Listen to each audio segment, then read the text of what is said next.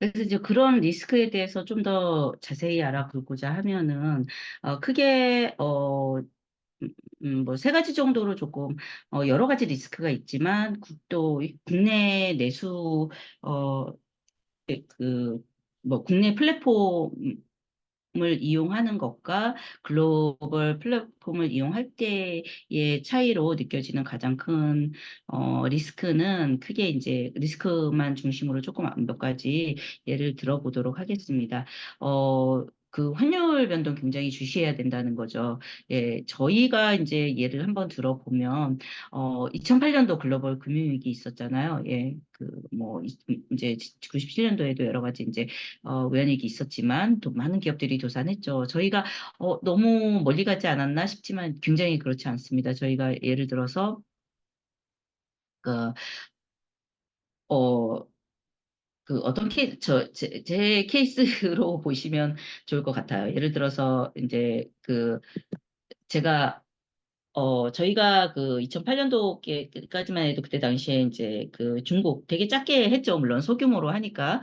예, 근데도 굉장히 이때가 잊혀지지 않는 게, 어, 저희가 그거를 했었어요. 이제 중국 생산을 진행을 했었는데, 어, 그, 국내에서 그때 당시에 좀 오래되긴 했죠. 2008년도면은, 파워셀러라든지 이런 분들한테 저희가 이제 디자인 의뢰를 받아서 중국에서 생산 대행을 진행을 해주고 있었습니다.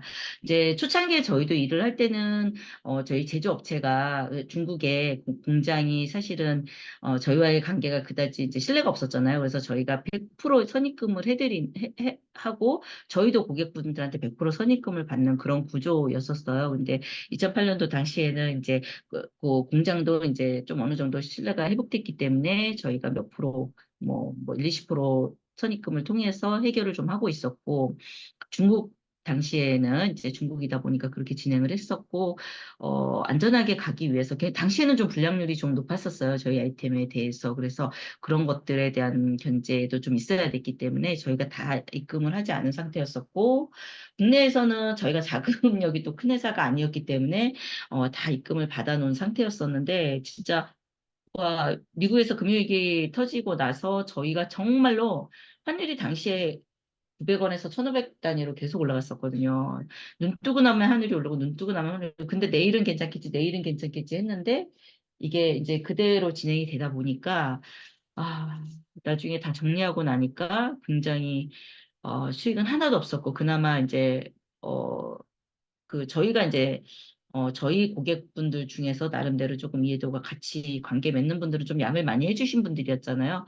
그분들이 이해를 해주셔서 조금 상세가 되기는 했어요. 근데 정말 아찔한 순간이었고, 그 시기 몇 개월 지고 나니까 제가, 그리고 문을 일시적으로 닫았었죠. 예, 진행을 할 수 없을 정도로. 근데 정말 큰 기업들은 어마어마했을 거란 생각이 듭니다. 그 타격이. 예, 그래서 그런 점 좀 조심하셔야 될 것 같고요.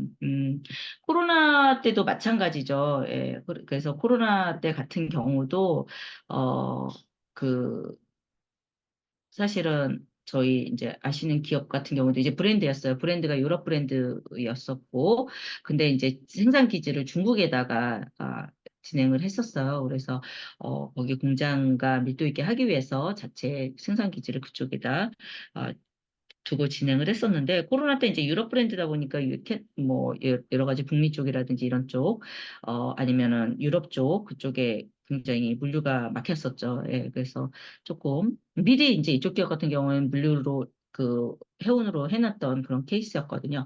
근데 계속 그 운송료나 계속 보관료라든지 그리고 역시 자금 사정 충분치 않았기 때문에 계속 내부적으로도 중국 공장 돌리기에도 문제가 좀 있었죠. 예, 그래서 다양한 문제로 거기도 사업을 접었습니다. 사실은 코로나가 생각보다 굉장히 오래됐기 때문에 사업을 접었고, 어, 그리고 이제 가장 최근에는 뭐 우크라이나 러시아 전쟁 그리고 뭐 예, 다 여러 가지가 있죠. 예.